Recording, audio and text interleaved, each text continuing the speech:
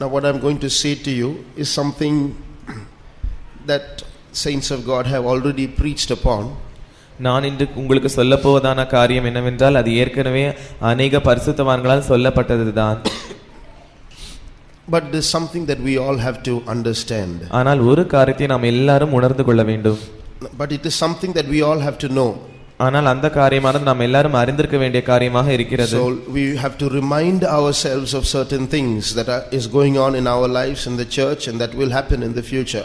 எனவே நம்முடைய ஜீவியங்களிலும் நம்முடைய சபைகளிலும் போய் கொண்டிருக்கிறதான காரியங்கள் எதிர்காலத்தில் நடக்க போகிறதான அந்த காரியங்களை நாம் ஞாபகப்படுத்தி பார்க்க வேண்டும்.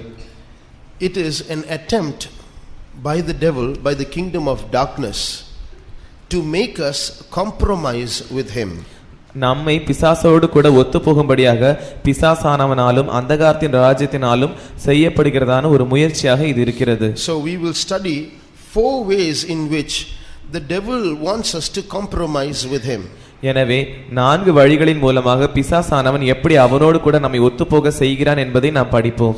This is seen through the conversation that goes on between Moses and Pharaoh concerning the deliverance of Israel from Egypt. இஸ்ரவேலருடைய விடுதலைக்காக எகிப்திலிருந்து அவர்கள் விடுதலை பெறும்படியாக மோசேக்கும் பார்வோனுக்கும் இடையே நடந்ததான வாக்குவாதத்தை பற்றியதான ஒரு காட்சி. Now Egypt, as we know, is a type of this world. எகிப்து நாம் எல்லாரும் அறிந்தது போல அது இந்த உலகத்தின் ஒரு மாதிரியாக இருக்கிறது. Not today's Egypt, but the Egypt of ancient days. இன்றைய எகிப்து அல்ல, ஆதி நாட்களில் இருந்ததான எகிப்து. The ancient Egypt was a very modern country in that time. ஆதி காலத்தில் இருந்த எகிப்தானது அந்த நாட்களில் ஒரு நவீனமான நாடாக இருந்தது. It had 2 or 3 of the wonders of the world. அது உலகத்தில் 2 அல்லது 3 உலக அதிசயங்களை தன்னகத்தே வைத்திருந்தது. Of the 7 wonders, 2 or 3 of them were in Egypt.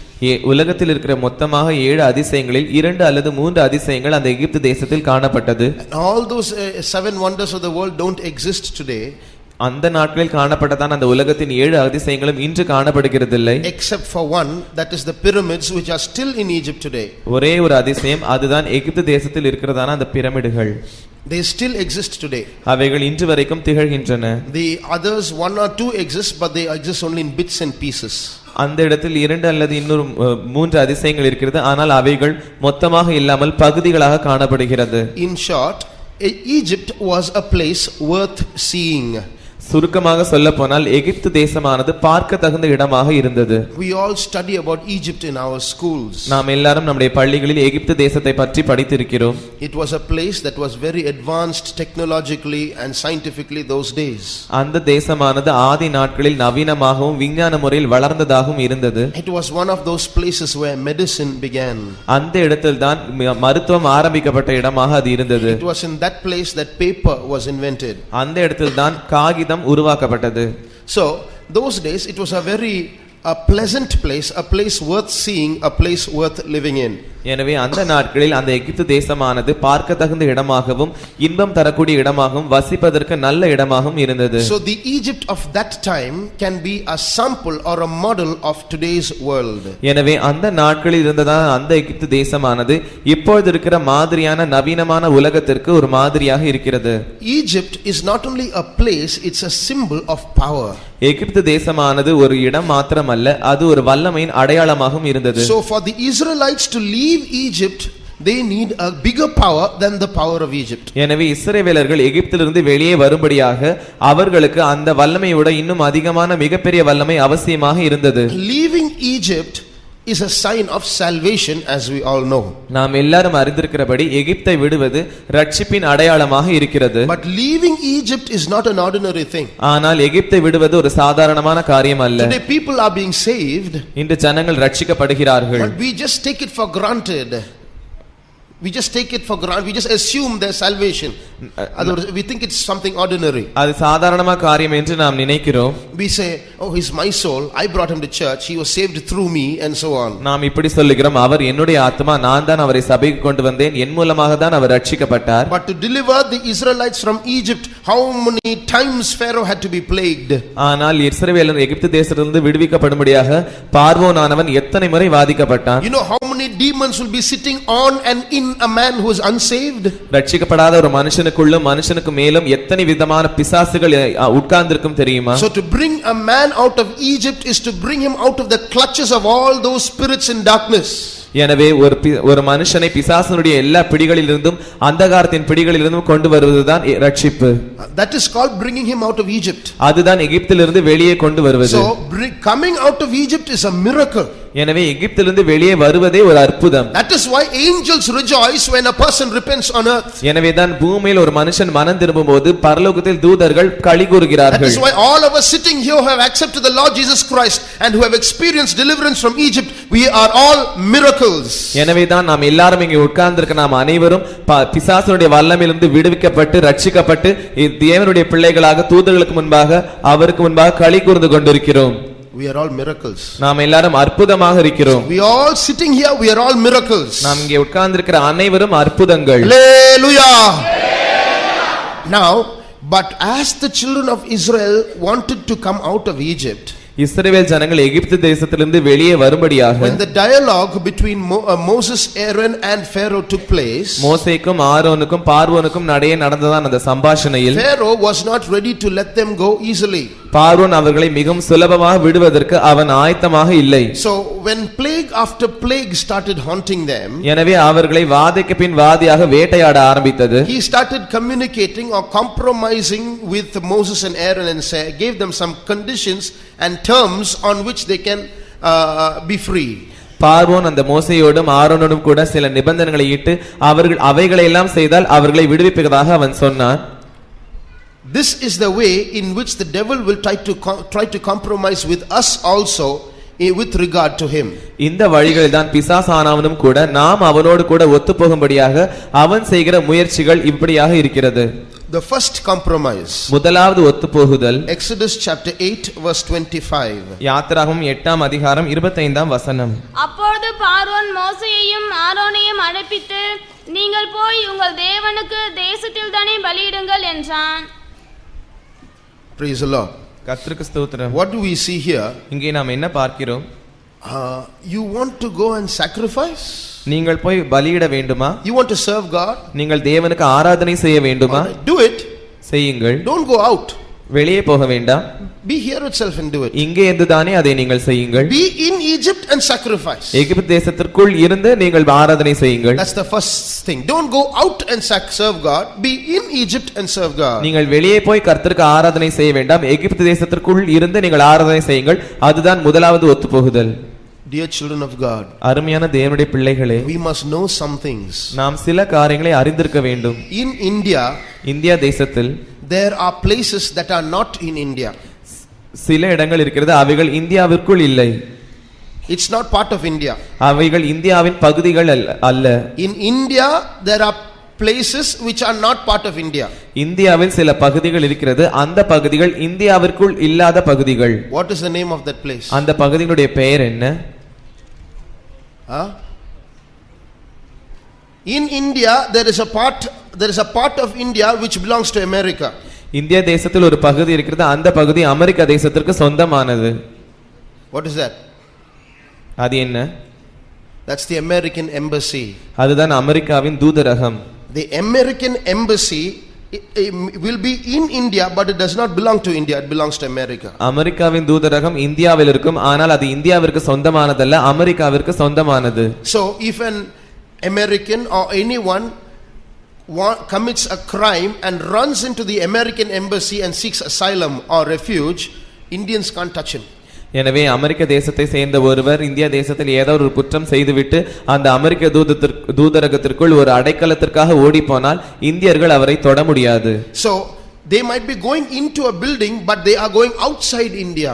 அவர்கள் ஒரு கட்டடத்திற்குள் நுழையலாம், ஆனால் இந்தியாவிற்கு வெளியில் அவர்கள் நுழைகிறார்கள். That building is in India, but still they are outside India. அந்த கட்டடம் இந்தியாவில் இருக்கிறது, ஆனால் இந்தியாவிற்கு வெளியில் இருக்கிறது. In the same way, அதை போலவே all of us who are sitting here must realize we are in the world, but this particular place is the presence of God. It does not belong to this world. It's outside this world. இங்கே உட்கார்ந்திருக்கிற நாம் எல்லாரும் ஒரு காரியத்தை அறிந்து கொள்ள வேண்டும். நாம் எல்லாரும் இங்கே தேவனுடைய சமூகத்தில் உட்கார்ந்திருக்கிறோம். இந்த தேவனுடைய சமூகமானது உலகத்தில் இருந்தாலும் இது உலகத்தில் இல்ல, இது உலகத்திற்கு அப்பாற்பட்ட ஒரு இடமாக இது இருக்கிறது. Therefore we now are outside the world. எனவே இப்பொழுது நாம் உலகத்திற்கு அப்பாற்பட்ட இடத்தில் இருக்கிறோம். But what is the compromise that Pharaoh is making? ஆனால் பார்வோன் செய்கிறதான அந்த ஒத்துப்போகுதல் என்ன? You serve God, but don't go out of Egypt. You serve God in the land. நீங்கள் தேவனுக்கு ஆராதனை செய்யுங்கள், ஆனால் எகிப்து தேசத்திற்கு வெளியில் போக வேண்டாம், இங்கே இருந்துதானே நீங்கள் ஆராதனை செய்யுங்கள். Now, but God wanted them to leave Egypt. ஆனால் தேவன் அவர்கள் எகிப்து தேசத்தை விட வேண்டும் என்று விரும்பினார். There are thousands of churches today. இன்று அநேக ஆயிரக்கணக்கான சபைகள் இருக்கிறது. But many churches, sorry to say, are attempting to serve God in the land.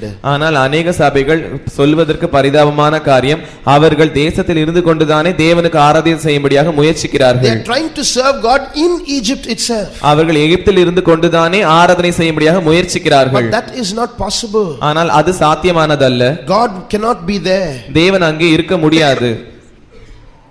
There are so many churches that are compromising with the world. இன்று அநேக சபைகள் உலகத்தோடு கூட ஒத்துப்போகிறதான சபைகளாக காணப்படுகிறது. We will be churches, but we want to be one with you. நாங்கள் சபைகளாக இருக்க விரும்புகிறோம், ஆனால் உங்களோடு கூட ஐக்கியமாக இருக்க வேண்டும். And that is the new religion that is springing up today. அதுதான் இப்பொழுது வளர்ந்து வருகிறதான புதிய மதம். Today there are so many councils and organizations that are part of what is called ecumenical movement, or joining of all religions together. இன்று அநேக ஆலோசனை சங்கங்களும் நிறுவனங்களும் இருக்கிறது.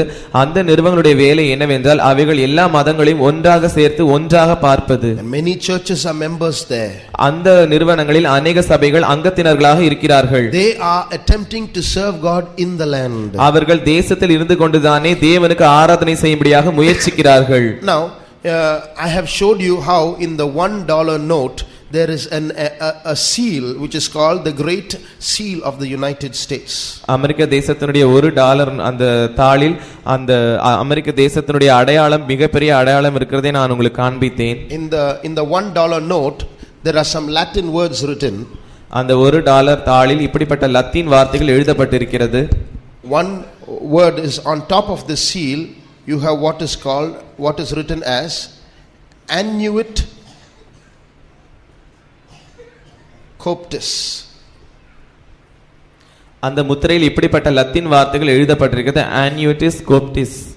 And at the bottom of the seal you have novus ordo seclorum.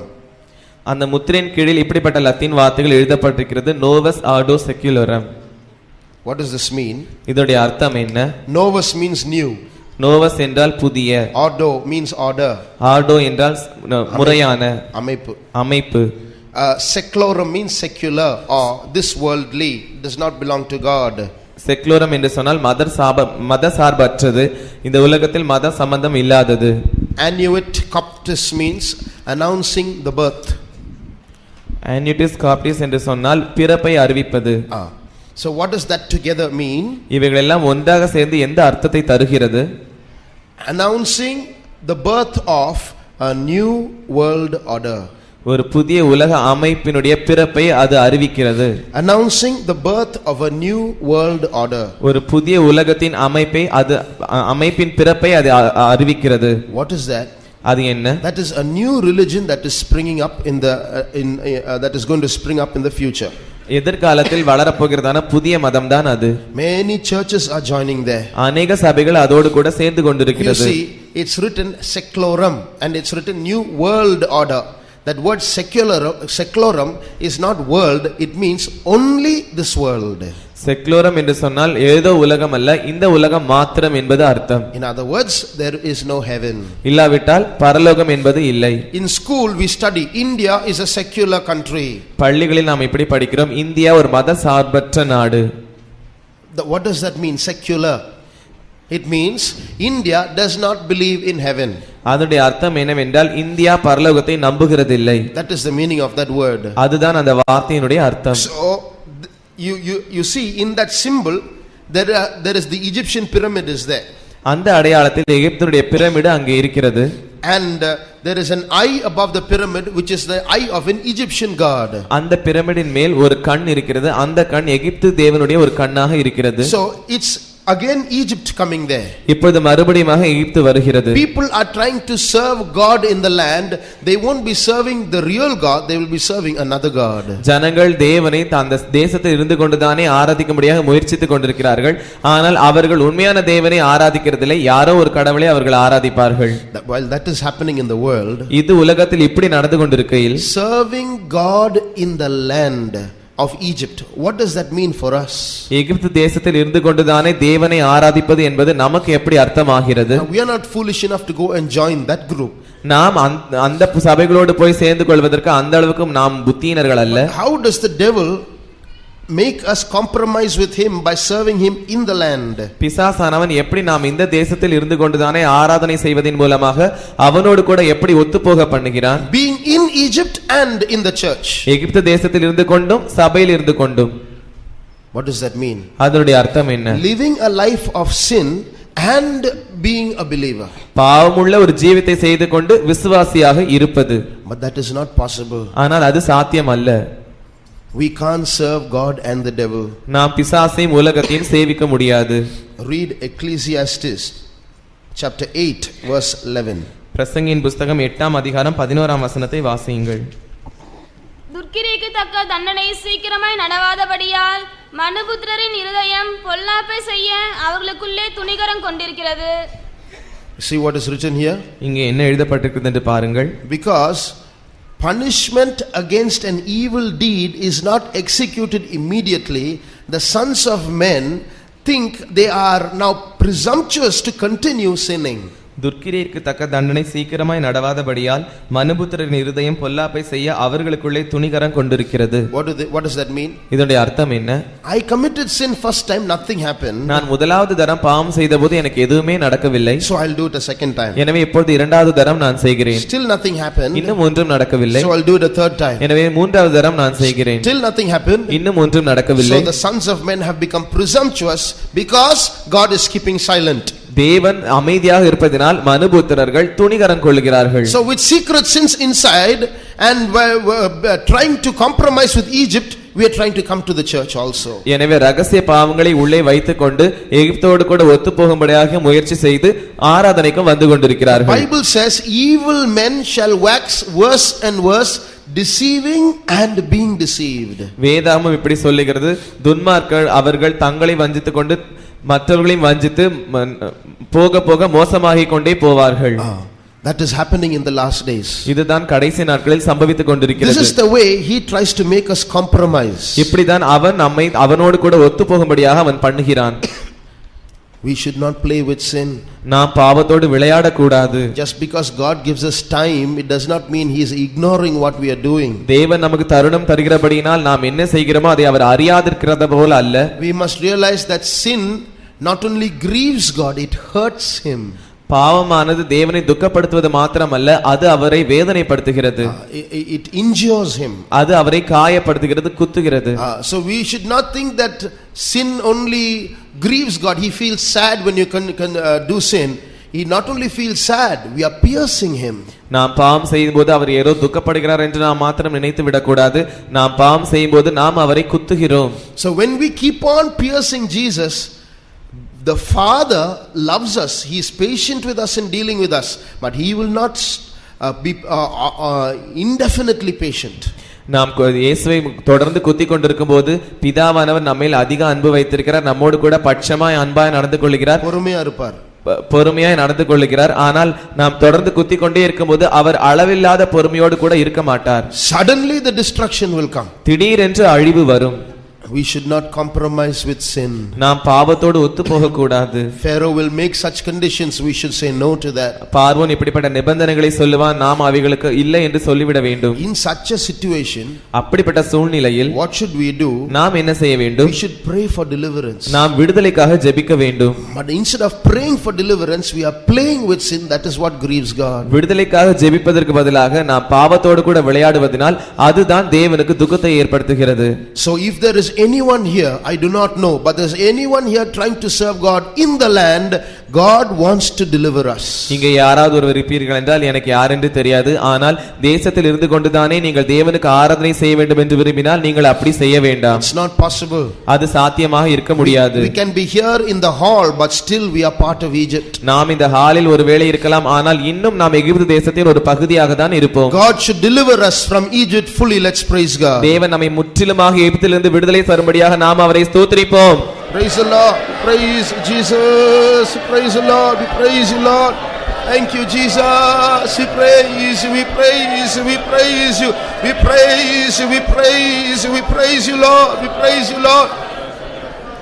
The second compromise, இரண்டாவது ஒத்துப்போகுதல், when we say no to that, நாம் அதுக்கு இல்லை என்று சொல்லும்போது there's another compromise he wants to place with us. நமக்கு முன்பாக வைக்கும்படியாக அவன் இன்னொரு ஒத்துப்போகுதலை வைக்கிறான். This is like bargaining when we buy something. ஏதோ ஒரு காரியத்தை நாம் வாங்கும்போது பேரம் பேசுவதை போல் இது இருக்கிறது. He says, okay, you go out. அவன் சொல்லுகிறான், பரவாயில்லை, நீங்கள் வெளியே போங்கள், but don't go too far away. நீங்கள் அதிக தூரம் போக வேண்டாம். Nearby you go and worship. நீங்கள் சமீபத்தில் இருந்து கொண்டுதானே ஆராதனை செய்யுங்கள்.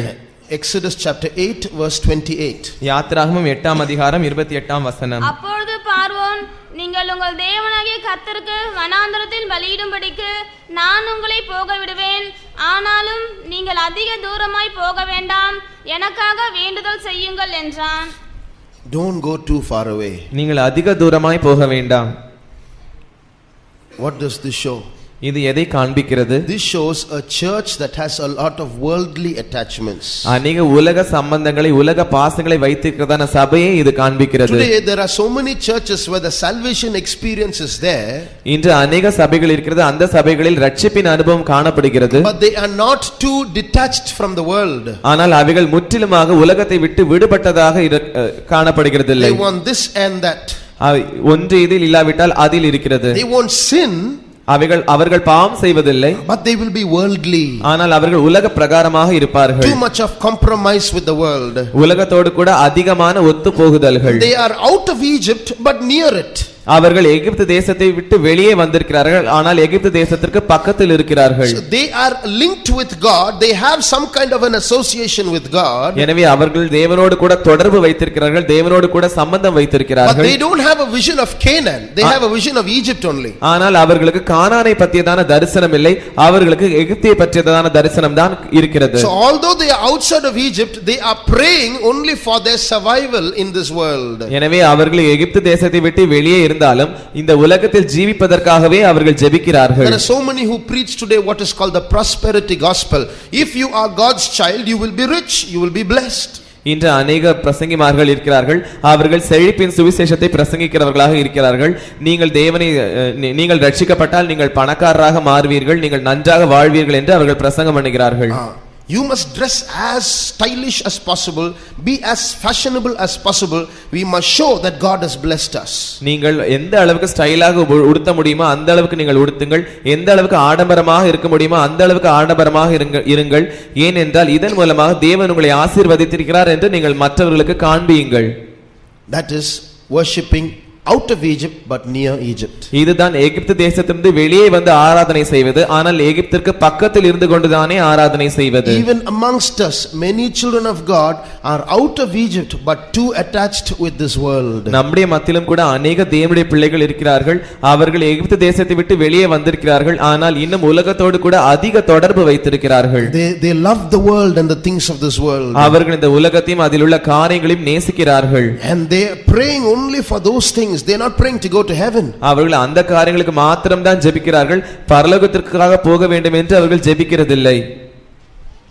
If you turn to Hebrews chapter 11, எபிரேயர் 11ஆம் அதிகாரத்துக்கு நீங்கள் உங்கள் வேதங்களை திருப்பும்போது read verses 15 and 16. 15ஆம் 16ஆம் வசனங்களை வாசியுங்கள். தாங்கள் விட்டு வந்த தேசத்தை நினைத்தார்களானால் அதற்கு திரும்பி போவதற்கு அவர்களுக்கு சமயம் கிடைத்திருக்குமே, அதையல்ல அதிலும் மேன்மையான பரம தேசத்தையே விரும்பினார்கள். ஆகையால் தேவன் அவர்களுடைய தேவன் என்னப்பட வெட்கப்படுகிறதில்லை, அவர்களுக்கு ஒரு நகரத்தை ஆயத்தம் பண்ணினாரே. So what is this verse saying? இந்த வசனம் என்ன சொல்லுகிறது? It speaks of a group of people who have left their home to follow God. தங்களுடைய வீடுகளை விட்டுவிட்டு தேவனை பின்பற்றும்படியாக வந்ததான ஒரு கூட்டம் ஜனங்களை பற்றி பேசுகிறது. They have left their world to follow God. அவர்கள் தங்கள் உலகத்தை விட்டு தேவனை பின்பற்றும்படியாக வந்திருக்கிறார்கள். But now if they had wanted to return, they could have returned, the Bible says. இப்பொழுது அவர்கள் தாங்கள் விட்டு வந்த தேசத்தை நினைத்தார்களானால் அதற்கு திரும்பி போவதற்கு அவர்களுக்கு சமயம் கிடைத்திருக்கும் என்று வேதம் சொல்லுகிறது. But they never looked back. They kept on going to another country ahead. So God prepared for them a country. எனவே அவர்கள் ஒருபோதும் பின்னால நோக்கி பார்க்காமல் அவர்கள் தங்களுக்கு முன்பாக இருந்ததான தேசத்தை நோக்கி பார்த்தபடியினால் தேவனும் அவர்களை அந்த தேசத்திற்கு நேராக வழிநடத்தி சென்றார். What is our vision? நம்முடைய தரிசனம் என்ன?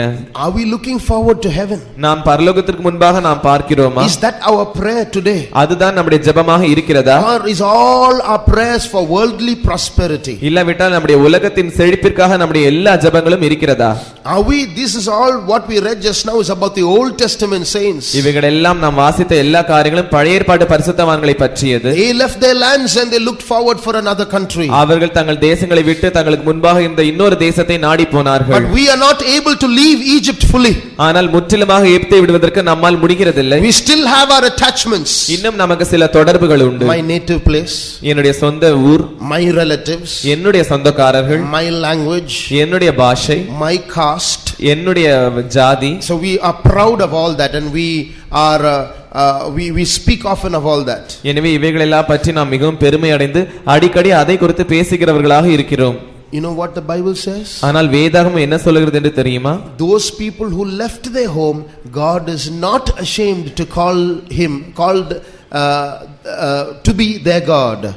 தங்கள் தேசத்தை விட்டுவிட்ட ஜனங்களுடைய தேவன் என்று அழைக்கப்படுவதற்கு தேவன் வெட்கப்படவில்லை என்று வேதம் சொல்கிறது. When we have all these attachments, God will be ashamed to be our God. நாம் இப்படிப்பட்ட எல்லா தொடர்புகளையும் வைத்திருப்போம் என்றால் நம்முடைய தேவன் என்று அழைக்கப்படுவதற்கு வெட்கப்படுவார். This world is not ours. இந்த உலகம் நம்முடையது அல்ல. This world is lying in wickedness. இந்த உலகம் துன்மார்க்கத்தில் உழன்று கிடக்கிறது. This world is waiting for destruction. இந்த உலகம் அழிவிற்காக காத்து கொண்டிருக்கிறது. But God has called us out of it, not to be near it but to be completely out of it. ஆனால் தேவன் நம்மை எகிப்து தேசத்திலிருந்து வெளியே அழைப்பது அதற்கு பக்கத்தில் இருப்பதற்காக அல்ல, முற்றிலுமாக அதை விட்டு விடுவதற்காக அழைத்திருக்கிறார். We should not be attached to anything in this world. நாம் இந்த உலகத்தில் ஒன்றோடும் கூட நாம் ஒட்டுதல் வைத்திருக்க கூடாது. Are we attached to our money? நாம் நம்முடைய பணத்தோடு ஒட்டி இருக்கிறோமா? Are we attached to our clothes? நம்முடைய உடையோடு நாம் ஒட்டி இருக்கிறோமா? Attached to our house? நம்முடைய வீடோடு ஒட்டி இருக்கிறோமா? Attached to our lands? நம்முடைய நிலங்களோடு ஒட்டி இருக்கிறோமா? You look at the testimony of the saints of old. அந்த பழைய ஏற்பாட்டு பரிசுத்தவான்களின் சாட்சியை பாருங்கள். They lost their lands. அவர்கள் தங்கள் தேசங்களை விட்டு விட்டார்கள். People plundered their lands. ஜனங்கள் அவர்கள் தேசங்களை கொள்ளையிட்டார்கள். What does the Bible say? வேதாகமம் என்ன சொல்லுகிறது? When their lands were plundered, அவருடைய தேசங்கள் கொள்ளையிடப்பட்டபோது they never went to fight. அவர்கள் ஒருபோதும் யுத்தம் பண்ண போகவில்லை. They never went to file a case. அவர்கள் வழக்காடும்படியாக போகவில்லை. What do? அவர்கள் என்ன செய்தார்கள்? They went and cried in the presence of God. அவர்கள் தேவனுடைய சமூகத்தில் சென்று அவருடைய சமூகத்தில் அவருக்கு முன்பாக அழுதார்கள். Jesus, please help me, they have taken away my land. இயேசுவே, தயவு செய்து எனக்கு உதவி செய்யும், என்னுடைய நிலங்களை அவர்கள் எடுத்து விட்டார்கள். They never even cried.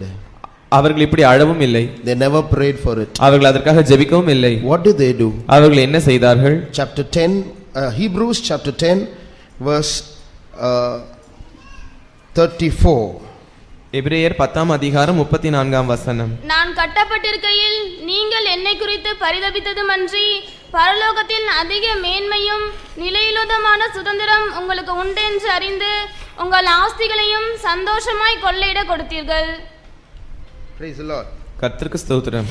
So they took joyfully the spoiling of their goods.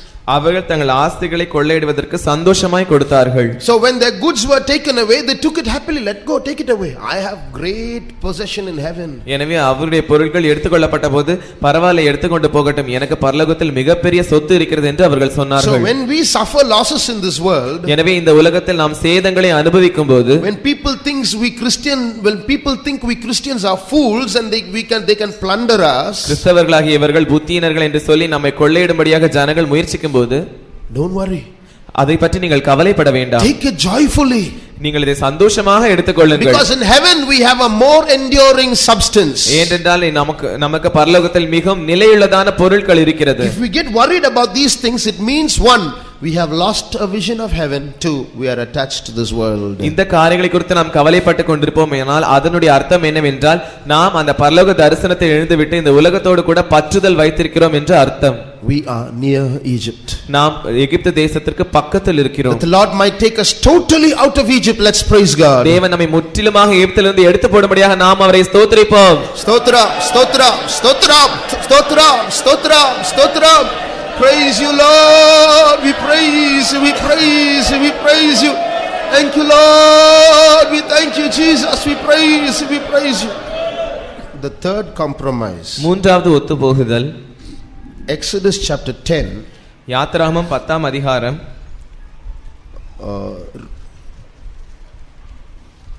Read verses 7 to 10. 7ஆம் வசனத்திலிருந்து 10ஆம் 7 to 11. 11ஆம் வசனம் வரைக்கும் வாசியுங்கள். அப்பொழுது பார்வோனுடைய ஊழியக்காரர் அவனை நோக்கி, எந்த மட்டும் இந்த மனிதன் நமக்கு கண்ணியாய் இருப்பான், தங்கள் தேவனாகிய கர்த்தருக்கு ஆராதனை செய்ய அந்த மனிதரை போகவிடும், எகிப்து அழிந்து போனதை நீர் இன்னும் அறியவில்லையா என்றார்கள். அப்பொழுது மோசேயும் ஆரோனும் பார்வோனிடத்துக்கு திரும்ப அழைக்கப்பட்டார்கள். அவன் அவர்களை நோக்கி, நீங்கள் போய் உங்கள் தேவனாகிய கர்த்தருக்கு ஆராதனை செய்யுங்கள் என்று சொல்லி யார் யார் போகிறார்கள் என்று கேட்டான். அதற்கு மோசே, எங்கள் இளைஞரோடும் எங்கள் முதியோரோடும் எங்கள் குமாரரோடும் எங்கள் குமாரத்திகளோடும் எங்கள் ஆடுகளையும் எங்கள் மாடுகளையும் கூட்டிக் கொண்டு போவோம், நாங்கள் கர்த்தருக்கு பண்டிகை கொண்டாட வேண்டும் என்றான். அப்பொழுது அவன், நான் உங்களையும் உங்கள் குழந்தைகளையும் எப்படி விடுவேனோ அப்படியே கர்த்தர் உங்களோடு இருப்பாராக, எச்சரிக்கையாய் இருங்கள், உங்களுக்கு பொல்லாப்பு நேரிடும். அப்படி வேண்டாம், புருஷராகிய நீங்கள் போய் கர்த்தருக்கு ஆராதனை செய்யுங்கள், இதுதானே நீங்கள் விரும்பி கேட்டது என்று சொன்னான். அவர்கள் பார்வோன் சமூகத்தினின்று துரத்தி விடப்பட்டார்கள். What is the compromise now? இப்பொழுது இருக்கிற ஒத்துப்போகுதல் என்ன? Ye that are men, go and serve the Lord. புருஷராகிய நீங்கள் போய் கர்த்தருக்கு ஆராதனை செய்யுங்கள். When you say men, it doesn't refer to the males, it refers to adults. புருஷர் என்று சொல்லும்போது ஆண்களை பற்றி மாத்திரமல்ல, ஆண்களை பற்றி மாத்திரமல்ல வளர்ந்த முதியவர்களை அது காட்டுகிறது. All parents go, leave your little ones behind. எல்லா பெற்றோர்களும் நீங்கள் போங்கள், உங்கள் குழந்தைகளை நீங்கள் இங்கே விட்டுவிட்டு போங்கள். That's why in the previous verse what is he saying? எனவேதான் அதற்கு முந்தின வசனத்தில் அவன் என்ன சொல்லுகிறான்? Oh, may God be with you when you and your little ones go. கர்த்தர் உங்களோடு இருப்பாராக, நீங்களும் உங்கள் குழந்தைகளும் போகும்போது கர்த்தர் உங்களோடு இருப்பாராக. In other words, you think if I let you and your little ones go, let your little ones be here, you go if you want. இல்லாவிட்டால் வேறு வார்த்தைகளை சொல்வோம் என்றால், நான் உங்களுடைய குழந்தைகளை போக விடுவேனோ, நான் போக விட மாட்டேன், நீங்கள் மாத்திரம் போங்கள். That is why in the next time when they see when Pharaoh and Moses meet, Pharaoh says, let your children also go. எனவேதான் அடுத்த முறை பார்வோனும் மோசேயும் சந்திக்கும் போது பார்வோன் மோசேயினிடம், நீங்கள் உங்கள் குழந்தைகளையும் கூட்டிக் கொண்டு போங்கள் என்று சொல்லுகிறார். So the stress there is on retaining the children. எனவே அங்கே இருக்கிறதான அது நெருக்குதலானது பிள்ளைகளை அவர்கள் விட்டுவிடும்படியாக அவன் சொல்லுகிறான். Let the parents go. அவருடைய பெற்றோர்கள் போகட்டும். This is happening today also. இதுதான் இன்றும் நடந்து கொண்டிருக்கிறது. Beloved, there is an attack on the next generation. பிரியமானவர்களே, வரப்போகிறதான சந்ததியின் மேல் ஒரு தாக்குதல் இருக்கிறது. We are strong. நாம் பலமுள்ளவர்களாக இருக்கலாம். We may be strong in the faith. ஒருவேளை நாம் விசுவாசத்தில் பலமுள்ளவர்களாக இருக்கலாம். But to weaken us, the Pharaoh will use our children. ஆனால் நம்மை பலவீனப்படுத்தும்படியாக பார்வோனானவன் நம்முடைய குழந்தைகளை உபயோகிப்பான். I know how much I fought with my parents to try to bring worldliness into the house. என்னுடைய வீட்டில் உலக பிரகாரமான காரியங்களை கொண்டு வரும்படியாக நான் எப்படி என்னுடைய பெற்றோரோடு கூட அதிகமாக சண்டையிட்டிருக்கிறேன் என்று எனக்கு தெரியும். About my dress, என்னுடைய உடைகளை பற்றி, about buying electronic gadgets, என்னுடைய எலக்ட்ரானிக் சம்பந்தமான பொருட்கள், about buying it, அவைகளை வாங்குவதின் பற்றிதான விஷயம், about buying musical instruments, என்னுடைய இசை கருவிகளை பற்றி. There used to be so many fights and arguments in the house. ஒவ்வொரு நாளும் எங்களுடைய வீட்டில் அடிக்கடி அதிகமான சண்டைகள் இருக்கும். Why are you so strict? நீங்கள் ஏன் இவ்வளவு கண்டிப்புள்ளவர்களாக இருக்கிறீர்கள்? So many parents are buying so many things for their children. அநேக பெற்றோர்கள் அநேக காரியங்களை தங்கள் பிள்ளைகளுக்கு வாங்கி கொடுக்கிறார்கள். What's wrong with this? இதை பற்றி வாங்குவதில் என்ன தவறு இருக்கிறது? Like this, many parents are receiving pressures from their children. இப்படி अनेक பெற்றோர்கள் தங்கள் பிள்ளைகளிடத்திலிருந்து இப்படிப்பட்ட நெருக்குதல்களை பெற்றுக்கொள்கிறார்கள். This is a work of the devil. இது பிசாசினுடைய வேலை. It's the devil attacking the children to bring worldliness into the house. பிசாசானவன் குழந்தைகளை தாக்கிவிட்டு வீட்டில் உலக பிரகாரமான காரியங்களை கொண்டு வரும்படியாக முயற்சிக்கிறான். I thank God in my case my parents never yielded to my pressure. ஆனால் என்னுடைய பட்சத்தில் என்னுடைய விஷயத்தில் என்னுடைய பெற்றோர்கள் என்னுடைய நெருக்குதலுக்கு அவர்கள் ஒப்பு கொடுக்கவில்லை. அதற்காக தேவனுக்கு நன்றி. Then I cried, I bit my teeth, I was angry at my parents, but now I am grateful to God for giving me good parents. அந்த நாட்களில் நான் அழுதேன், நான் என்னுடைய பல்லை கடித்துக்கொண்டு என்னுடைய பெற்றோர் மேல் மிகவும் கோபம் கொண்டேன். ஆனால் அந்த நாட்களில் என்னுடைய பெற்றோர் அப்படி செய்யாததினால் இப்பொழுது நான் தேவனுக்கு நன்றியுள்ளவனாக இருக்கிறேன். In the Old Testaments, பழைய ஏற்பாட்டு காலத்தில் there were prophets who ruled over Israel. தீர்க்கதரிசிகள் இஸ்ரவேல் ஜனங்களை ஆண்டார்கள். They were responsible for the spiritual welfare of Israel. அவர்கள் தான் ஆவிக்குரிய இஸ்ரவேலருடைய ஆவிக்குரிய பிரகாரமான காரியங்களுக்கு உத்தரவாதமாக இருந்தவர்கள். Welfare, ஆவிக்குரிய செழிப்புக்காக, ஆவிக்குரிய செழிப்பிற்காக, for the good spiritual status, for the upkeep of the spiritual status of Israel, they were responsible. நல்ல ஆவிக்குரிய ஜீவியம் செய்யும்படியாக, நல்ல ஆவிக்குரிய நிலைமையை அடையும்படியாக அவர்கள் இஸ்ரவேல் ஜனங்களுக்காக பொறுப்பாக இருந்தார்கள். That's why they rose up to correct Israel whenever they went wrong, whenever they backslid. எனவேதான் அவர்கள் இஸ்ரவேல் தேசத்தார் எப்பொழுதெல்லாம் தவறு செய்தார்களோ, எப்பொழுதெல்லாம் பின்மாற்றமாய் போனார்களோ அவர்கள் எழுப்பி அவர்களை சரிப்படுத்தினார்கள். But under them there was another group of people, youngsters, they were called the sons of the prophets. அந்த தீர்க்கதரிசிகள் இன்னொரு கூட்டம் ஜனங்கள் இருந்தார்கள்.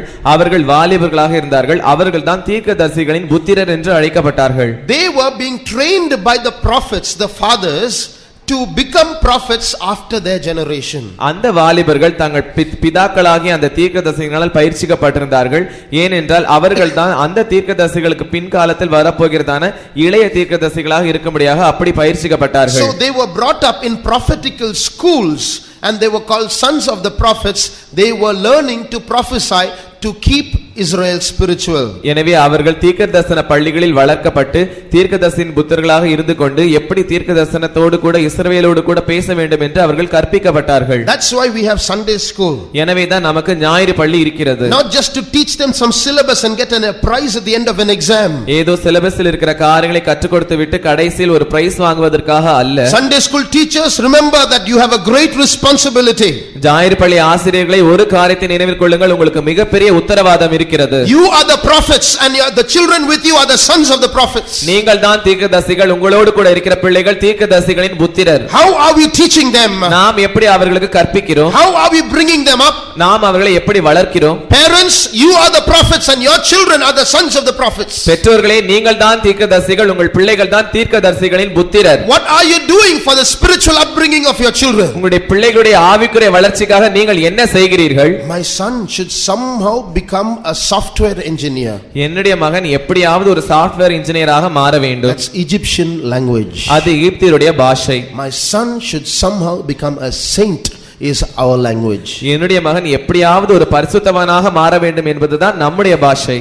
Parents come to the meetings, leave their children to go. பெற்றோர்கள் கூட்டங்களுக்கு வந்து விடுவார்கள், தங்கள் பிள்ளைகளை விட்டு விடுவார்கள். Parents get up for praising, allow the children to sleep. பெற்றோர்கள் காலை ஜெபத்திற்கு எழும்புவார்கள், பிள்ளைகளை தூங்க விடுவார்கள். Is this the way to bring up children? இப்படிதான் பிள்ளைகளை வளர்ப்பதா?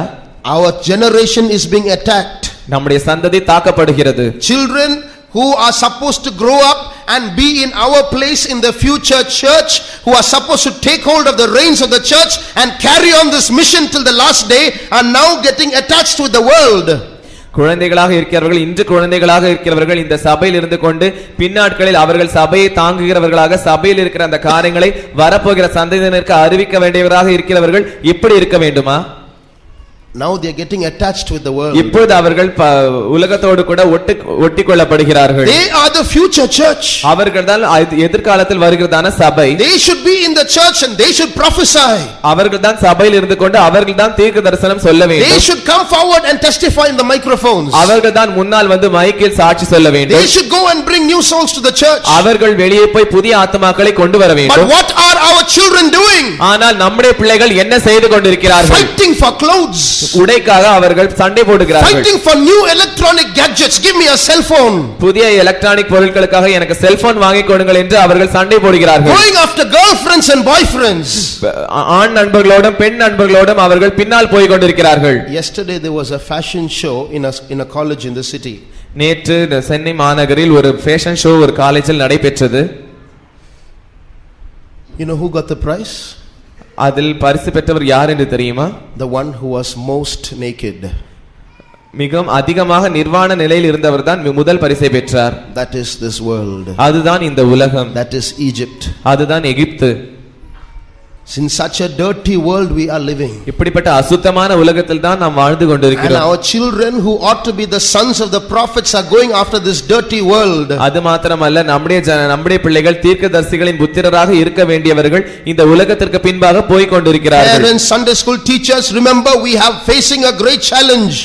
பெற்றோர்களை ஞாயிறு பள்ளி ஆசிரியர்களை ஒரு காரியத்தை நினைவு கொள்ளுங்கள், நாங்கள் மிகப்பெரிய சவாலை சந்தித்துக் கொண்டிருக்கிறோம். Don't say studying and allow your children to go away from the meetings. படிக்கிறார்கள் என்று சொல்லி அவர்களை கூட்டத்திற்கு விட்டு போகும்படியாக நீங்கள் அனுமதிக்க வேண்டாம். Yesterday one boy came to me. நேற்று என்னிடத்தில் ஒரு பையன் வந்தான். He said, I'm studying during the day.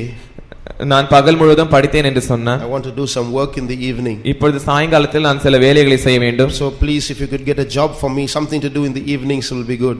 எனவே சாயங்கால வேளைகளில் ஏதாவது வேலை செய்யும்படியாக எனக்கு ஒரு வேலை கொடுத்தால் எனக்கு நன்றாக இருக்கும். I said, these are the last days. அப்பொழுது நான் சொன்னேன், இது கடைசி நாட்கள். Why don't you take opportunity to go to the meetings in the evenings? நீ ஏன் சாயங்காலத்தில் கூட்டங்களுக்கு போகும்படியாக அந்த தருணத்தை உபயோகிக்க கூடாது? Are you in financial trouble? உனக்கு பண சம்பந்தமான பிரச்சனை இருக்கிறதா? No.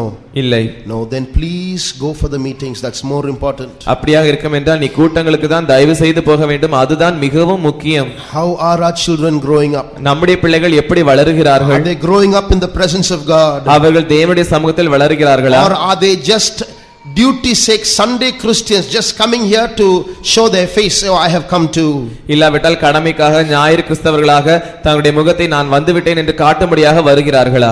Satan knows how to get the church back into the world by attacking the younger generation. When they grow up, they will come back to him. இளைய தலைமுறையினரை தாக்குவதன் மூலமாக எப்படி சபையை உலக பிரகாரமாக மாற்றி தன்னிடத்தில் கொண்டு வர முடியும் என்பதை சாத்தான் நன்கு அறிந்திருக்கிறான். When my brother and I were young, நானும் என்னுடைய சகோதரனும் இளைஞர்களாக இருந்தபோது we used to watch television in our neighbor's house. நாங்கள் எங்கள் பக்கத்து வீட்டில் டிவி பார்ப்போம்.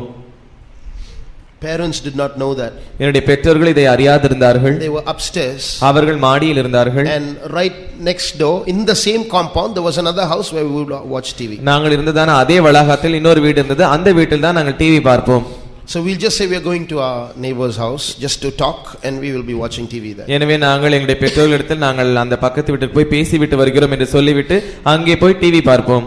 Now that house that we were living in was my grandfather's house. நாங்கள் இருந்ததான அந்த வீடு எங்களுடைய தாத்தாவினுடைய வீடாக இருந்தது. Because we came to Pentecost, my grandfather was not a Pentecostal, so he was very afraid to write the house in my father's name. நாங்கள் பெந்தேகோஸ்தே அனுபவத்திற்கு வந்தபடினால் என்னுடைய தாத்தா பெந்தேகோஸ்தே சேர்ந்தவராக இல்லாதபடினால் என்னுடைய அப்பாவினுடைய பெயருக்கு அந்த வீட்டை எழுதுவதற்கு அவர் மிகவும் பயந்தார். I'll write the house in my son's name, that is my father's name, and he will give it to the church, I know. நான் என்னுடைய வீட்டை என்னுடைய மகனுடைய பெயருக்கு எழுதுவேன், அதாவது என்னுடைய தகப்பனாருடைய பெயருக்கு எழுதுவேன். அப்பொழுது அப்படி நான் எழுதுவேன் என்றால் என்னுடைய பையன் அந்த வீட்டை எடுத்து அந்த கோயிலுக்கு கொடுத்து விடுவான். So what to do? எனவே என்ன செய்வது? At that time those neighbors spoke to my grandfather. அந்த நேரத்தில் அந்த பக்கத்து வீட்டுக்காரர்கள் என்னுடைய தாத்தாவோடு பேசினார்கள். They said your son is very pious, goes to all the church, but your grandchildren without the parents knowledge are coming and watching TV in our house. அவர்கள் இப்படி சொன்னார்கள், உங்களுடைய மகன் மிகவும் பக்தியுள்ளவராக கோயிலுக்கு எல்லாம் போகிறார், ஆனால் உங்களுடைய பேர பிள்ளைகள் எங்களுடைய வீட்டில் வந்து தான் டிவி பார்க்கிறார்கள். So you write it in the grandchildren's name. எனவே நீங்கள் உங்களுடைய பேர பிள்ளைகளின் பேரில் இந்த வீட்டை எழுதுங்கள். Then when they grow up they will come out of Pentecost. எனவே அவர்கள் வளரும்போது அந்த பெந்தேகோஸ்தை விட்டு வந்து விடுவார்கள். And then the house can still belong to them. It won't go to the church. அப்பொழுது அப்படி நீங்கள் எழுதுவீர்கள் என்றால் அந்த வீடானது அப்படியே இருக்கும், அது கோயிலுக்கு போகாது என்று சொன்னார்கள். So the whole house was written in my name and my brother's name. எனவே அந்த முழு வீடும் என்னுடைய பெயருக்கும் என்னுடைய தம்பியினுடைய பெயருக்கும் எழுதப்பட்டது. Grandfather died. தாத்தா மரித்து போனார். We got saved. நாங்கள் ரட்சிக்கப்பட்டோம். We came to the ministry. நாங்கள் ஊழியத்திற்கு வந்தோம். And we brought our house with us also. அது மாத்திரமல்ல எங்களுடைய வீட்டையும் நாங்கள் எங்களோடு கூட கொண்டு வந்து விட்டோம். That which he feared came to pass. அவர் எதற்காக பயந்தாரோ அதுவே சம்பவித்தது. God did his work of salvation. தேவன் தம்முடைய ரட்சிப்பின் வேலையை செய்தார். But you see the plan of the devil there? ஆனால் பிசாசனுடைய திட்டத்தை அங்கே பாருங்கள். He attacks the children to bring the next generation back into the world. வரப்போகிற சந்ததியினரை உலகத்திற்குள் மறுபடியும் கொண்டு வரும்படியாக அவன் பிள்ளைகளை தாக்குகிறான். But amidst all that mischief, ஆனால் இந்த எல்லா துன்மார்க்கத்தின் மத்தியிலும் when we went to church, நாங்கள் சபைக்கு போனபோது we would pray, Lord, please deliver us. We don't want to be like this, but we are like this. ஆண்டவரே தயவு செய்து எங்களை விடுவியும், நாங்கள் இப்படி இருக்க விரும்புகிறதில்லை, ஆனால் நாங்கள் இப்படி இருக்கிறோமே என்று நாங்கள் ஜெபிப்பதுண்டு. God heard those small prayers and saved us. தேவன் அந்த சிறிய ஜெபங்களை கேட்டு எங்களை ரட்சித்தார். God should preserve our children. தேவன் நம்முடைய பிள்ளைகளை பாதுகாக்க வேண்டும். They should not go into this world. அவர்கள் இந்த உலகத்திற்குள் போய்விடக் கூடாது. This world is a terrible world. இந்த உலகம் மிகவும் பயங்கரமான உலகம். The Lord should give our children discernment to understand that they are being attacked by the devil. பிள்ளைகள் பிசாசினால் பாதிக்கப்படுகிறார்கள், தாக்கப்படுகிறார்கள் என்கிறதான பகுத்தறிவை தேவன் அவர்களுக்கு தர வேண்டும். He will not come with two horns and a tail. அவன் ஒரு இரண்டு கொம்போடும் ஒரு வாளோடும் கூட அவன் வரமாட்டான். He will come with something very acceptable to them. அவன் மிகவும் ஏற்றுக்கொள்ளக்கூடிய விதத்தில் வருவான். He will make them fight for it. அவனுக்காக போராடும்படியாக அப்படிப்பட்ட விதத்தில் வருவான். Parents, be strict with the children. பெற்றோர்களே உங்களுடைய பிள்ளைகளின் மேல் மிகவும் கண்டிப்பாக இருங்கள். Today they may fight and they may not like you for it, but tomorrow it will preserve them, and when they are preserved they will be grateful to you. இன்று ஒருவேளை அவர்கள் உங்களோடு கூட சண்டை போடலாம், உங்கள் மேல் கோபமா இருக்கலாம், ஆனால் இன்று நீங்கள் அப்படி இருந்தால் நாளைக்கு அவர்கள் பாதுகாக்கப்படுவார்கள். அவர்கள் பாதுகாக்கப்படுவதனால் உங்களுக்கு நன்றியுள்ளவர்களாகவும் இருப்பார்கள். There was one mother who loved her son very much. ஒரு தாய் இருந்தால் தன்னுடைய மகனை மிகவும் நேசித்தாள். She never beat him. அவள் ஒருபோதும் அவனை அடித்ததில்லை. I love my son so much, I don't like to beat him. I don't like to see him cry. நான் என்னுடைய மகனை மிகவும் நேசிக்கிறேன், அவன் அழுவதை என்னால் பார்க்க முடியாது, நான் அவனை அடிக்கவே மாட்டேன். So he never received a blow from his mother. எனவே அவன் ஒருபோதும் தன்னுடைய தாயினிடத்திலிருந்து ஒரு அடியும் வாங்கினதில்லை. So when he grew up he became very mischievous. எனவே அவன் வளர்ந்தபோது மிகவும் துன்மார்க்கனாக இருந்தான். And he became a rogue, a criminal. அவன் ஒரு ரவுடியாக குற்றவாளியாக இருந்தான். Finally committed a murder and was sentenced to death. கடைசியாக ஒரு கொலையும் செய்துவிட்டு அவனுக்கு தூக்கு தண்டனையும் கொடுக்கப்பட்டது. And he was going to be hanged. இப்பொழுது அவன் தூக்கில் மாட்டப்பட போகிறான். And they asked him, do you have any last wish? அப்பொழுது அவனை பார்த்து உன்னுடைய கடைசி ஆசை ஏதாவது இருக்கிறதா என்று கேட்டார்கள். Yes. ஆம் என்று சொன்னான். What is that? அது என்ன? I want to speak to my mother. என்னுடைய தாயோடு நான் பேச வேண்டும் என்று சொன்னான். So his mother was brought there. எனவே அவனுடைய தாய் அங்கே கொண்டு வரப்பட்டார்கள். Come close, I want to tell you a secret. அவன் தன்னுடைய தாயை பார்த்து என்னுடைய பக்கமாக வாருங்கள், நான் உங்களிடத்தில் ஒரு ரகசியத்தை சொல்ல வேண்டும். She came close to him. அவள் அவனுடைய பக்கத்தில் வந்தாள். He went to her ear and bit off her ear. அவள் தன்னுடைய தாயின் பக்கத்தில் போய் அவளுடைய காதை கடித்து விட்டான். What did you do? நீ என்ன செய்கிறாய்? What did you do? நீ என்ன செய்தாய்? Is this the way you brought me up? இப்படிதான் நீ என்னை வளர்ப்பதா? Because of your bad upbringing this is happening to me. உன்னுடைய மோசமான வளர்ப்பினால் தான் எனக்கு இது சம்பவித்தது. I am dying today. இப்பொழுது நான் மரித்துக் கொண்டிருக்கிறேன். Because of you. உன்னால் தான் நான் மரிக்கிறேன். How are parents bringing up their children? எப்படி பெற்றோர்கள் தங்களுடைய பிள்ளைகளை வளர்க்கிறார்கள்? What is our prayer concerning them? அவர்களை பற்றியதான நம்முடைய ஜெபம் என்னவாக இருக்கிறது? How strict are we with them? நாம் அவர்களோடு கூட எந்த அளவிற்கு கண்டிப்பாக இருக்கிறோம்? Do you know where they are going and where they are coming? அவர்கள் எங்கே போகிறார்கள் எங்கே வருகிறார்கள் என்று உங்களுக்கு தெரியுமா? This is a world of great freedom. இந்த உலகமானது மிகப்பெரிய சுயாதீனமுள்ள உலகம். The moment a child becomes 13 or 14 they want freedom. ஒரு பிள்ளையானது 13 அல்லது 14 வயது அடையும் போது அவர்களுக்கு சுயாதீனம் தேவைப்படுகிறது. They don't want parents to tell them what to do.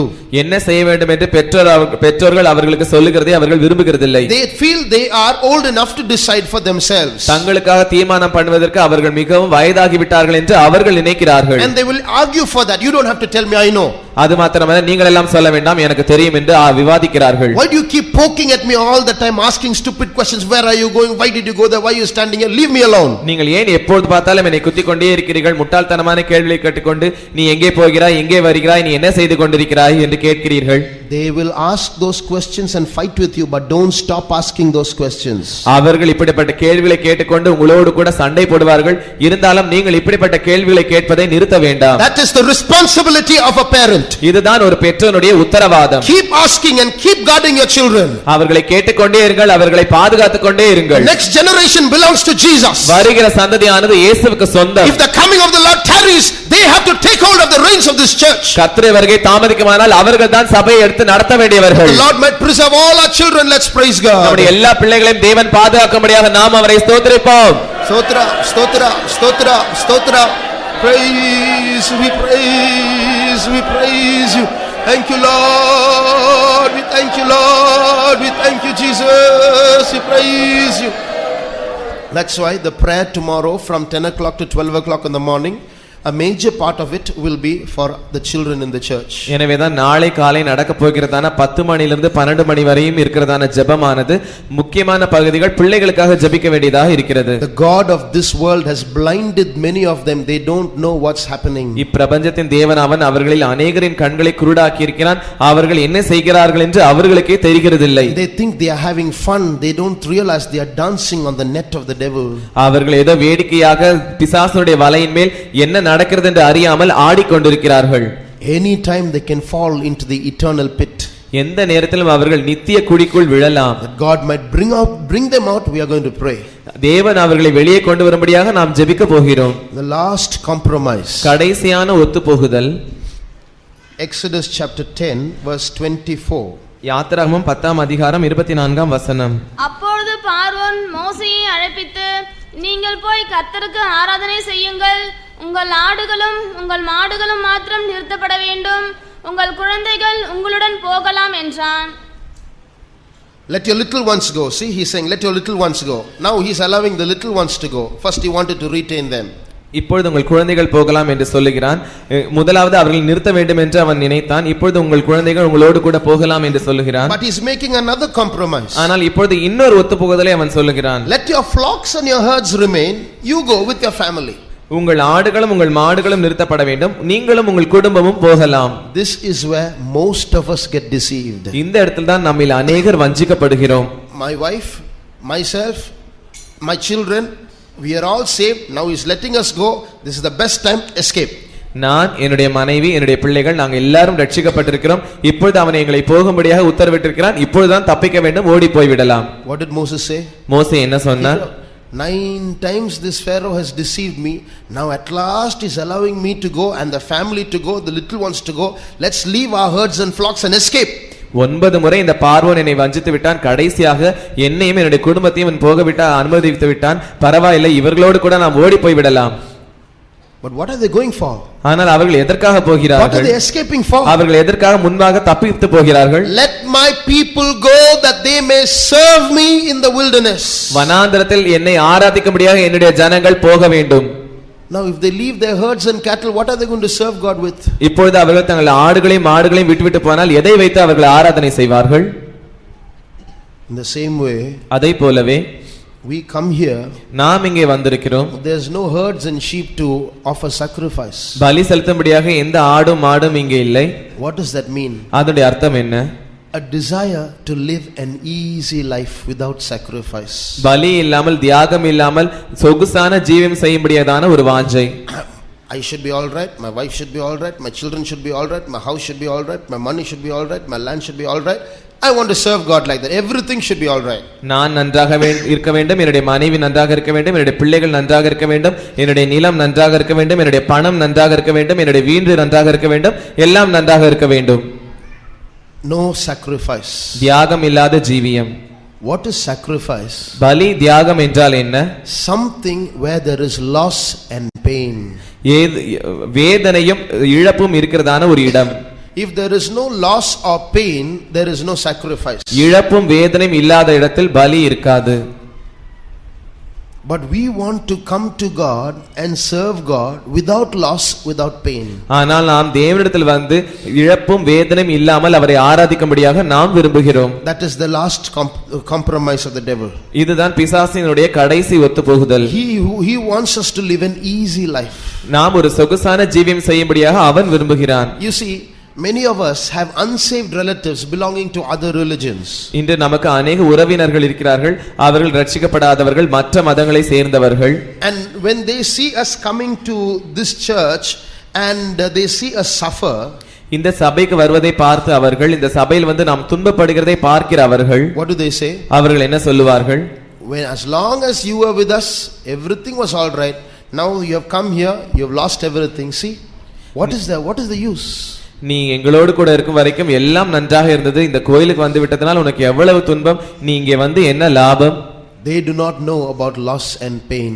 அவர்களுக்கு இழப்பை பற்றியும் வேதனையை பற்றியும் தெரியாது. They do not know about sacrificing to God in the wilderness. வனாந்தரத்தில் தேவனுக்கு பலி செலுத்துவதை பற்றி அவர்கள் அறிந்திருக்கவில்லை. In Egypt they have their jobs, they have their money. That's all. எகிப்தில் அவர்களுக்கு வேலை இருந்தது, அவர்களுக்கு பணம் இருந்தது, அவ்வளவுதான். One day they will die. Where will they go?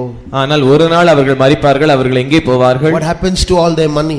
அவர்களுடைய பணத்திற்கு எல்லா பணத்திற்கும் என்னவானது? What happens to all their house and property? அவருடைய எல்லா வீட்டிற்கும் எல்லா சொத்திற்கும் என்னவானது? Naked came I out of my mother's womb, naked do I go to the grave. என்னுடைய தாயின் கர்ப்பத்திலிருந்து நிர்வாணியாக வந்தேன், நிர்வாணியாக அவ்விடத்துக்கு திரும்புவேன். Now if the church loses this mind of sacrifice, சபையானது இப்படிப்பட்ட தியாகத்தின் மனதை இழந்து போகுமானால் what will happen? என்ன சம்பவிக்கும்? A church without sacrifice is a church sacrificed. பலி இல்லாத சபை பலியாக்கப்படும். A church without sacrifice is a church sacrificed. பலி இல்லாத சபை பலியாக்கப்படும். So if we lose this mind of sacrifice, he can bring us back to Egypt once again. எனவே எப்படிப்பட்ட தியாகத்தை நம் மனதை நாம் எழுந்து போவோமானால் அவன் மறுபடியுமாக நம்மை எகிப்து தேசத்திற்கு கொண்டு வருவான். So when we face any loss and pain, we will turn all our grief against God. எனவே நாம் ஏதாவது ஒரு இழப்பை இல்லாவிட்டால் ஏதாவது ஒரு வேதனை நாம் சந்திப்போம் என்றால் நம்முடைய எல்லா துக்கத்தையும் இயேசுவுக்கு நேராக திருப்பி விடுவோம். What is this God doing? இந்த தேவன் என்ன செய்கிறார்? Suffering all the days of my life. எப்பொழுது பார்த்தாலும் என்னுடைய ஜீவிய காலம் முழுவதும் பாடுகள். And then Egypt will call us at the same time. அந்த நேரத்தில் அதே நேரத்தில் எகிப்து நம்மை அழைக்கும். Let's come there. You are all right there. நீ அங்கே வா, நீ அங்கே வந்தால் நன்றாக இருப்பாய். You were all right there. அந்த இடத்தில் இருந்தபோது நீ நன்றாக தானே இருந்தாய். Come back to Egypt. இப்பொழுது நீ மறுபடியும் எகிப்திற்கு வா. But we will take our herds and our sheep with us. ஆனால் நாங்கள் எங்கள் ஆடுகளையும் எங்கள் மாடுகளையும் எடுத்துக்கொண்டு போவோம். We will sacrifice to our God in the wilderness. வனாந்தரத்தில் எங்கள் தேவனுக்கு நாங்கள் ஆராதனை செய்வோம். We will suffer loss and pain for our Lord. நாம் நம்முடைய தேவனுக்காக இழப்பையும் வேதனையும் சகிப்போமாக. God told Abraham, தேவன் ஆபிரகாமை பார்த்து சொன்னார், cast out the bondwoman and her son. அடிமையானவளையும் அவருடைய குமாரனையும் புறம்பே தள்ளு. It was difficult for him. ஆபிரகாமுக்கு அது வருத்தமாக இருந்தது. The Bible says to send Ishmael out of his house, his own son. God told him, send him out.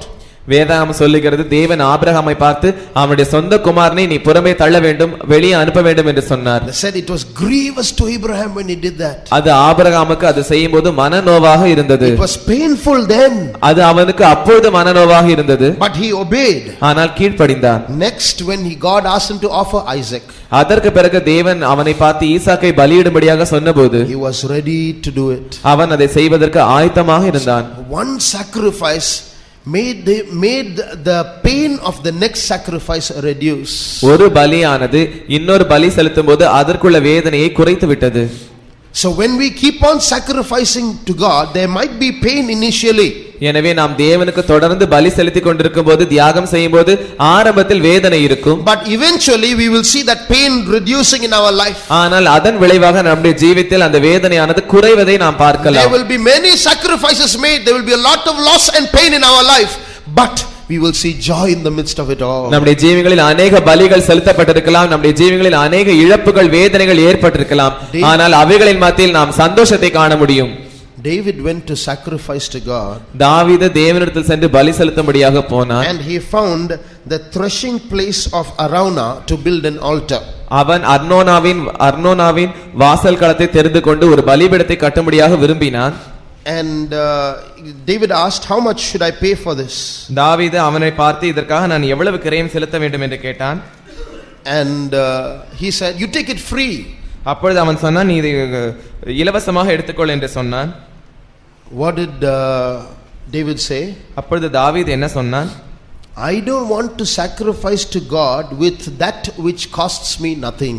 எனக்கு ஒன்றுமில்லாததை கொண்டு நான் தேவனுக்கு ஆராதனை செய்வதை நான் விரும்பவில்லை. Read 2 Samuel chapter 24. இரண்டாம் சாமுவேல் 24ஆம் அதிகாரம் 23 and 24. 23ஆம் 24ஆம் வசனங்கள். அர்வானா ராஜயோக்கியமாய் அவை எல்லாவற்றையும் ராஜாவுக்கு கொடுத்த பின்பு அர்வானா ராஜாவை நோக்கி, உம்முடைய தேவனாகிய கர்த்தர் உம்மிடத்தில் கிருபையாய் இருப்பாராக என்றான். ராஜா அர்வானாவை பார்த்து, அப்படியல்ல, நான் இலவசமாய் வாங்கி என் தேவனாகிய கர்த்தருக்கு சர்வாங்க தகன பலிகளை செலுத்தாமல் அதை உன் கையிலே விலைக்கிரயமாய் வாங்குவேன் என்று சொல்லி தாவீது அந்த களத்தையும் மாடுகளையும் 50 சேக்கல் நிறை வெள்ளிக்கு கொண்டான். So when we make our sacrifices, எனவே நாம் நம்முடைய பலிகளை செலுத்தும் போது it should be a sacrifice where there is loss. அது இழப்பில் காணப்படுகிறதான ஒரு பலியாக இருக்க வேண்டும். In other words, there should be a price that we have to pay. இல்லாவிட்டால் நாம் செலுத்த வேண்டியதான கிரயம் அங்கே இருக்க We வேண்டும். should not give to God from that which costs us nothing. நாம் இலவசமாக வாங்கி தேவனுக்கு கொடுக்க கூடாது. What we don't need anymore, that we give to God. That's not sacrifice. நமக்கு தேவையில்லாத காரியங்களை நாம் தேவனுக்கு கொடுப்பது பலி அல்ல. In our sacrifice there should be a loss. நம்முடைய பலியில் ஒரு இழப்பு இருக்க வேண்டும். That is sacrifice. அதுதான் பலி. That is well pleasing to God. அதுதான் தேவனுக்கு பிரியமானது. Abel gave the best that he had as a sacrifice. ஆபேல் தனக்கு இருந்த சிறந்தவைகளில் தேவனுக்கு பலி He செலுத்தினான். didn't keep the best for himself and give the rest.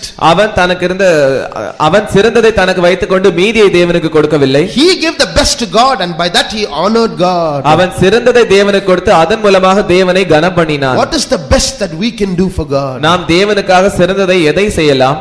We can lay down our lives for him. நாம் அவருக்காக நம்முடைய ஜீவியத்தை கொடுக்கலாம். We can give all of our life as a sacrifice to நம்முடைய God. முழு ஜீவியத்தையும் பலியாக அவருக்கு செலுத்தலாம். That is the most. What can we give more than our life? அதுதான் மிகவும் அதிகபட்சமானது. அதை காட்டிலும் நாம் எதை செலுத்த முடியும்? But when we give it, நாம் செலுத்தும் போது in the process of giving our life, நம்முடைய ஜீவியத்தை செலுத்துகிற அந்த காரியங்களில் there will be loss and pain. இழப்பும் இருக்கும், வேதனையும் இருக்கும். Our physical conditions might deteriorate. நம்முடைய சரீர பிரகாரமான காரியங்கள் எல்லாம் மிகவும் மோசமானதாக மாறும். We might have to go through problems through situations where there is mental agony and emotional agony. நமக்கு எழுச்சின் மூலமாக வருகிற வேதனையும் மனவேதனையும் உண்டாக்கக்கூடியதான अनेक சந்தர்ப்பங்களும் சூழ்நிலைகளும் வரும். But even then, Lord, I surrender. ஆனால் அந்த நேரத்திலும் கூட ஆண்டவரே நான் ஒப்பு கொடுக்கிறேன். Lord, I give my life into your hands. ஆண்டவரே நான் உம்முடைய ஜீவியத்தை உம்முடைய கரங்களில் தருகிறேன். There the Lord will smell a sweet smelling savor. அந்த இடத்தில் தான் தேவன் ஒரு சுகந்த வாசனை முகர்வார்.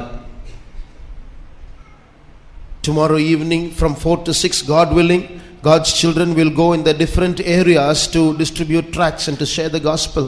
நாளை மாலை கர்த்தருக்கு சித்தமானால் வெவ்வேறு ஏரியாக்களில் இருக்கிற தேவனுடைய பிள்ளைகள் ஒவ்வொரு ஏரியாவிலும் சென்று தேவனுடைய சுவிசேஷத்தை சொல்லும்படியாக கைப்பிரதிகளை கொடுப்பார்கள். There when we go, we might suffer pain. அந்த இடங்களில் நாம் போகும்போது ஒருவேளை நாம் வேதனை அனுபவிக்கலாம். I remember once when we were going for an open air meeting when I was a believer. ஒருமுறை நான் விசுவாசியாக இருக்கும்போது நாங்கள் வெளி ஊழியத்திற்கு சென்றபோது there were 3 young men sitting on a wall. ஒரு மதில் சுவரின் மேல் 3 பையன்கள் வாலிப பையன்கள் உட்கார்ந்திருந்தார்கள். So some of us went to give tracts to them. நாங்கள் எங்களில் சிலர் அவங்களிடத்தில் கைப்பிரதிகளை கொடுக்கும்படியாக போனோம். We stretched the tracts. நாங்கள் அந்த கைப்பிரதியை நீட்டினோம். They just stared at us, didn't stretch their hands out to receive it. அவர்கள் எங்களை முறைத்து பார்த்தார்கள், அதை வாங்கும்படியாக தங்களுடைய கைகளை நீட்டவில்லை. Then they just laughed at us. அது மாத்திரமல்ல, அவர்கள் எங்களை பார்த்து சிரித்தார்கள். Then spat on the ground next to us. அவர்கள் எங்கள் பக்கத்தில் தரையில் துப்பினார்கள். And then shouted some bad languages at us. அதற்கு பிறகு எங்களை பார்த்து கெட்ட வார்த்தைகளை பேசினார்கள். And kept mocking at us till we took back our tracts and walked away. நாங்கள் மறுபடியும் அங்கிருந்து வரும் வரைக்கும் எங்களை பரியாசம் பண்ணிக்கொண்டே இருந்தார்கள். There is pain. அந்த இடத்தில் வேதனை இருந்தது. But that is a sacrifice. ஆனால் அதுதான் பலி. And when you go, take your children with you. அதே போலவே நீங்கள் போகும்போது உங்கள் பிள்ளைகளையும் நீங்கள் அழைத்து போங்கள். Don't leave them in Egypt. உங்கள் பிள்ளைகளை நீங்கள் எகிப்து தேசத்தில் விட்டுவிட வேண்டாம். Help them to understand sacrifice and pain.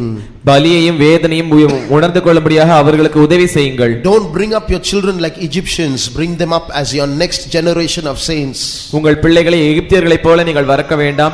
வரப்போகிறதான பரிசுத்தவான்களைப் போல, எதிர்கால பரிசுத்தவான்களைப் போல நீங்கள் அவர்களை வளர்க்க வேண்டும். I will dress simply, but let my child be a little stylish.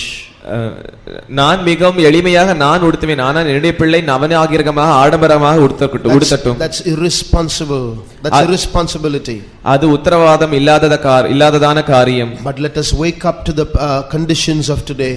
ஆனால் இன்றைய நிபந்தனைகளை பற்றி நாம் விழித்தெழுவோமாக. Jesus is coming very soon. இயேசு வெகு சீக்கிரம் வருகிறார். Shall we all close our eyes? நாம் நம்முடைய கண்களை மூடுவோமாக. If the church loses this mind of sacrifice, சபையானது இந்த பலியின் மனதை இழந்து போகுமானால், we want everything to happen just easily for us. அப்பொழுது எல்லா காரியங்களும் நமக்கு ஏதோ சாதாரணமாக லகுவாக நடைபெறாது. No loss, no pain. I want to get to heaven in a rocking chair. இழப்பும் இல்லை, வேதனையும் இல்லை, ஒரு சுழல் நாற்காலியில் உட்கார்ந்து கொண்டு எனக்கு பரலோகம் வேண்டும். That is not possible. அது சாத்தியம் அல்ல. This church will die a slow death and return to Egypt.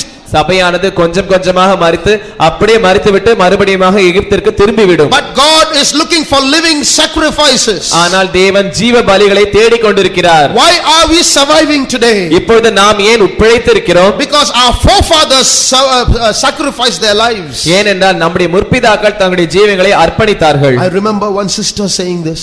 ஒரு சகோதரி இப்படி சொன்னதை நான் நினைவு கூறுகிறேன். Two sisters went visiting. இரண்டு சகோதரிகள் விசிட்டிங் சென்றார்கள். Very hungry. மிகவும் பசியாக இருந்தார்கள். No food for many days. அநேக நாட்கள் அவர்கள் சாப்பிடாமல் இருந்தார்கள். But they never asked for any offerings from believers. அவர்கள் யாரை பார்த்தும் விசுவாசிகளை பார்த்தும் காணிக்கைகள் கேட்கவில்லை. And they never showed their hunger to others. அவர்கள் தங்கள் பசியை ஒருவருக்கும் காண்பிக்கவில்லை. But they were burning with hunger. ஆனால் அவர்கள் மிகவும் பசியினால் வருத்தம் அடைந்தார்கள். Walked many miles. அநேக மைல்கள் நடந்தார்கள். Sat under a tree. அவர்கள் ஒரு மரத்தின் கீழ் உட்கார்ந்தார்கள். One man came there. ஒரு மனுஷன் அங்கே வந்தார். He had a basket full of bananas. He was a banana vendor. அவர் ஒரு வாழைப்பழ வியாபாரியாக இருந்தபடியால் தன்னுடைய கூடை முழுவதும் வாழைப்பழங்களை வைத்திருந்தார். He sat under the tree for some time. அவர் அந்த மரத்தின் கீழ் கொஞ்சம் நேரம் உட்கார்ந்தார். He took two of those plantains. அவர் அந்த இரண்டு வாழைப்பழங்களை எடுத்தார். He ate it. அவர் சாப்பிட்டார். Threw the skin down and went away. அந்த பழத்தோலை அங்கே போட்டுவிட்டு போய்விட்டார். The sisters ate the skins. அந்த சகோதரிகள் அந்த வாழைப்பழ தோலை சாப்பிட்டார்கள். Because of such sacrificial saints today our church is alive. அப்படிப்பட்ட தியாகமான பரிசுத்தவான்களின் மூலமாக தான் இன்று இந்த சபை உயிரோடு இருக்கிறது. But we have become comfortable saints. ஆனால் இப்பொழுது நாம் ஒரு சொகுசான பரிசுத்தவான்களாக மாறிவிட்டோம். We have become luxurious saints. நாம் சொகுசான பரிசுத்தவான்களாக We மாறிவிட்டோம். don't want anything to happen against us. நமக்கு விரோதமாக எந்த காரியமும் நடைபெற I கூடாது. want to be very happy. Just play the keyboard and sing my way to heaven. நான் எப்பொழுதும் சந்தோஷமாக இருக்க வேண்டும். கீபோர்டை வாசித்துக் கொண்டிருக்கும் போதே அப்படியே வாசித்துவிட்டு நான் பரலோகத்துக்கு போய்விட வேண்டும். Just do my ministry and everyone should listen to me and I just fly to heaven when Jesus comes. எல்லாரும் கவனிக்கிறதான ஒரு ஊழியத்தை செய்துவிட்டு இயேசு வரும்போது பறந்து விட வேண்டும். That's not possible. அது சாத்தியமில்லை. The church needs the mind of sacrifice once again. சபையானது பலியின் மனதை மறுபடியுமாக எதிர்பார்க்கிறது. I need the mind of sacrifice once again. எனக்கு மறுபடியுமாக பலியின் மனது வேண்டும். As one body, as one man shall we all close our eyes. ஒரே சரீரமாக ஒரே மனுஷனாக நாம் எல்லாரும் நம்முடைய கண்களை மூடுவோம். We can bring the church back to life or we can kill the church. நாம் சபையை மறுபடியுமாக உயிருக்கு கொண்டு வரலாம், இல்லாவிட்டால் சபையை கொலை செய்து விடவும் செய்யலாம். What are we going to do? நாம் என்ன செய்ய போகிறோம்? Are we going to remain in Egypt in the land? நாம் எகிப்து தேசத்திலே இருக்க போகிறோமா? Play with sin there? பாவத்தோடு விளையாட போகிறோமா? Or are we going to come out a little out of Egypt but still have connections with it? இல்லாவிட்டால் எகிப்தோடு கூட சில தொடர்புகளை வைத்துக்கொண்டு எகிப்தை விட்டு கொஞ்சம் தூரம் வர போகிறோமா? Young children, young people, what are you doing? வாலிப பிள்ளைகளே, வாலிப ஜனங்களே, நீங்கள் என்ன செய்ய Do you போகிறீர்கள்? realize you are the future church? நீங்கள் தான் வரப்போகிறதான சபை என்பதை உணர்கிறீர்களா? Do you realize you are the sons of the prophets? நீங்கள் தான் தீர்க்கதரிசிகளின் புத்திரர் என்று உணர்கிறீர்களா? Do you realize the life of Guduvanjeri church depends on you? Guduvancheri சபையினுடைய ஜீவனானது உங்கள் கைகளில் தான் இருக்கிறது என்பதை நீங்கள் உணர்கிறீர்களா? Are you killing it or bringing it back to life? நீங்கள் அதை கொலை செய்கிறீர்களா இல்லாவிட்டால் உயிர்ப்பிக்கிறீர்களா? Oh members of Guduvanjeri, Guduvancheri சபை மக்களே, do you have the mind of sacrifice? உங்களுக்கு பலியின் மனது இருக்கிறதா? Servants of God of Guduvanjeri, Guduvancheri ஊழியக்காரரே, do we have the mind of sacrifice? எங்களுக்கு பலியின் மனது இருக்கிறதா? I'm afraid I don't have it. எனக்கு இல்லாதபடினால் நான் பயப்படுகிறேன். If I remain like this, I will kill the church. நான் இப்படியே இருப்பேன் என்றால் நான் சபையை கொன்று விடுவேன். So let's all take hold of our hands. எனவே நாம் எல்லாரும் நம்முடைய ஒவ்வொருவருடைய கரங்களை பிடித்துக் கொள்வோம். With one mind we are going to make our prayer. ஒரே மனதோடு கூட நாம் ஒரு ஜெபத்தை செய்ய போகிறோம். Shall we all stand on our knees? நாம் எல்லாரும் நம்முடைய முழங்காலில் நிற்போம்.